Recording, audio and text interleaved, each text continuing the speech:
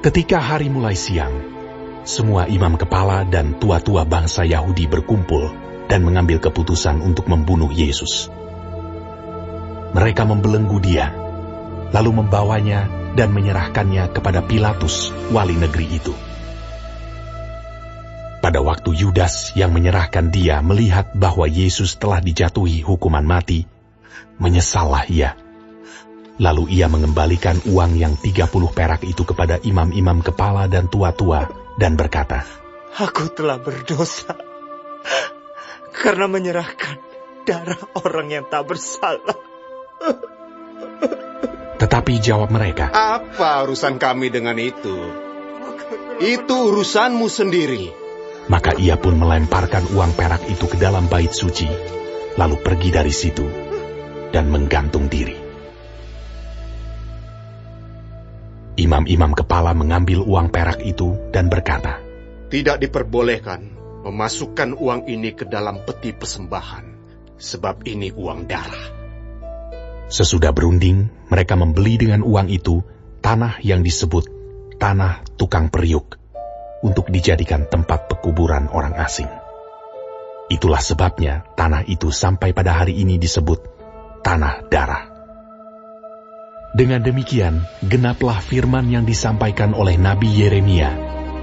Mereka menerima 30 uang perak, yaitu harga yang ditetapkan untuk seorang menurut penilaian yang berlaku di antara orang Israel. Dan mereka memberikan uang itu untuk tanah tukang periuk, seperti yang dipesankan Tuhan kepadaku. Lalu Yesus dihadapkan kepada wali negeri, dan wali negeri bertanya kepadanya, "Engkaukah Raja orang Yahudi?" Jawab Yesus, "Engkau sendiri mengatakannya." Tetapi atas tuduhan yang diajukan imam-imam kepala dan tua-tua terhadap dia, ia tidak memberi jawab apapun. Maka kata Pilatus kepadanya, "Tidakkah engkau dengar betapa banyaknya tuduhan saksi-saksi ini terhadap engkau?" Tetapi ia tidak menjawab suatu kata pun, sehingga wali negeri itu sangat heran. Telah menjadi kebiasaan bagi wali negeri untuk membebaskan satu orang hukuman pada tiap-tiap hari raya itu atas pilihan orang banyak. Dan pada waktu itu, ada dalam penjara seorang yang terkenal kejahatannya, yang bernama Yesus Barabas. Karena mereka sudah berkumpul di sana, Pilatus berkata kepada mereka, "Siapa yang kamu kehendaki kubebaskan bagimu? Yesus Barabas atau Yesus yang disebut Kristus?" Ia memang mengetahui bahwa mereka telah menyerahkan Yesus karena dengki. Ketika Pilatus sedang duduk di kursi pengadilan, istrinya mengirim pesan kepadanya, "Jangan engkau mencampuri perkara orang benar itu. Sebab karena dia aku sangat menderita dalam mimpi tadi malam." Tetapi oleh hasutan imam-imam kepala dan tua-tua, orang banyak bertekad untuk meminta supaya Barabas dibebaskan dan Yesus dihukum mati. Wali negeri menjawab dan berkata kepada mereka, "Siapa di antara kedua orang itu yang kamu kehendaki kubebaskan bagimu?" Kata mereka, "Barabas!" Kata Pilatus kepada mereka, "Jika begitu, apakah yang harus kuperbuat dengan Yesus yang disebut Kristus?" Mereka semua berseru, "Ia harus disalibkan!" Katanya. "Tetapi kejahatan apakah yang telah dilakukannya?" Namun mereka makin keras berteriak, "Ia harus disalibkan!" Ketika Pilatus melihat bahwa segala usaha akan sia-sia, malah sudah mulai timbul kekacauan, ia mengambil air dan membasuh tangannya di hadapan orang banyak dan berkata, "Aku tidak bersalah terhadap darah orang ini. Itu urusan kamu sendiri." Dan seluruh rakyat itu menjawab, "Biarlah darahnya ditanggungkan atas kami dan atas anak-anak kami." Lalu ia membebaskan Barabas bagi mereka, tetapi Yesus disesahnya, lalu diserahkannya untuk disalibkan. Kemudian serdadu-serdadu wali negeri membawa Yesus ke gedung pengadilan, lalu memanggil seluruh pasukan berkumpul sekeliling Yesus. Mereka menanggalkan pakaiannya dan mengenakan jubah ungu kepadanya. Mereka menganyam sebuah mahkota duri dan menaruhnya di atas kepalanya, lalu memberikan dia sebatang buluh di tangan kanannya Kemudian mereka berlutut di hadapannya dan mengolok-olokkan dia, katanya, Salam, hai raja orang Yahudi. Mereka meludahinya dan mengambil buluh itu dan memukulkannya ke kepalanya. Sesudah mengolok-olokkan dia, mereka menanggalkan jubah itu daripadanya dan mengenakan pula pakaiannya kepadanya. Kemudian mereka membawa dia keluar untuk disalibkan. Ketika mereka berjalan keluar kota, mereka berjumpa dengan seorang dari Kirene yang bernama Simon. Orang itu mereka paksa untuk memikul salib Yesus. Maka sampailah mereka di suatu tempat yang bernama Golgota, artinya tempat tengkorak. Lalu mereka memberi dia minum anggur bercampur empedu. Setelah ia mengecapnya, ia tidak mau meminumnya. Sesudah menyalibkan dia, mereka membagi-bagi pakaiannya dengan membuang undi. Lalu mereka duduk di situ menjaga dia. Dan di atas kepalanya terpasang tulisan yang menyebut alasan mengapa ia dihukum. Inilah Yesus, Raja orang Yahudi. Bersama dengan dia disalibkan dua orang penyamun, seorang di sebelah kanan dan seorang di sebelah kirinya. Orang-orang yang lewat di sana menghujat dia, dan sambil menggelengkan kepala, mereka berkata, Hai engkau yang mau merubuhkan bait suci, dan mau membangunnya kembali dalam 3 hari, selamatkanlah dirimu. Jikalau engkau anak Allah, turunlah dari salib itu.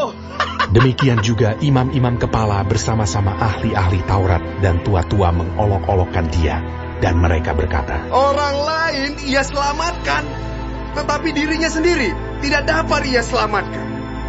Ia Raja Israel. Hah?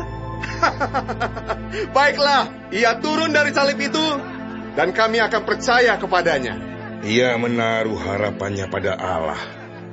Baiklah Allah menyelamatkan dia, jikalau Allah berkenan kepadanya.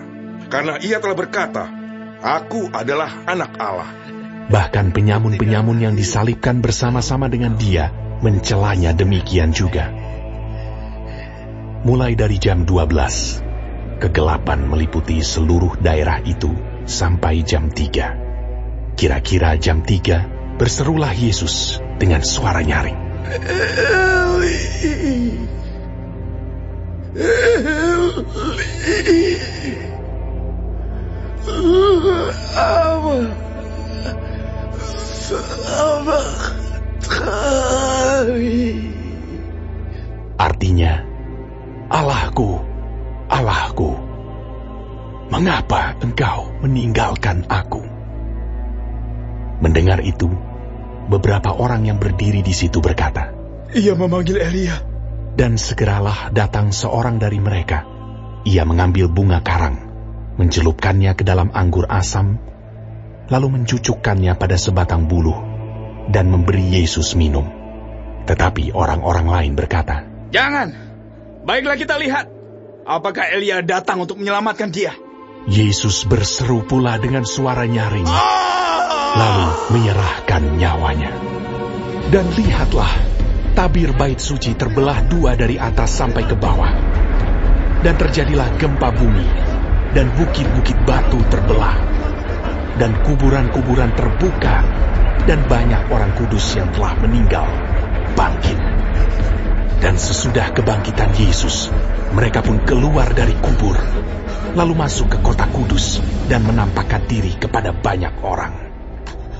Kepala pasukan dan prajurit-prajuritnya yang menjaga Yesus menjadi sangat takut ketika mereka melihat gempa bumi dan apa yang telah terjadi, lalu berkata, Sungguh, ia ini adalah anak Allah. Dan ada di situ banyak perempuan yang melihat dari jauh, yaitu perempuan-perempuan yang mengikuti Yesus dari Galilea untuk melayani dia. Di antara mereka terdapat Maria Magdalena, dan Maria ibu Yakobus dan Yusuf, dan ibu anak-anak Zebedeus. Menjelang malam, datanglah seorang kaya, orang Arimatea yang bernama Yusuf, dan yang telah menjadi murid Yesus juga.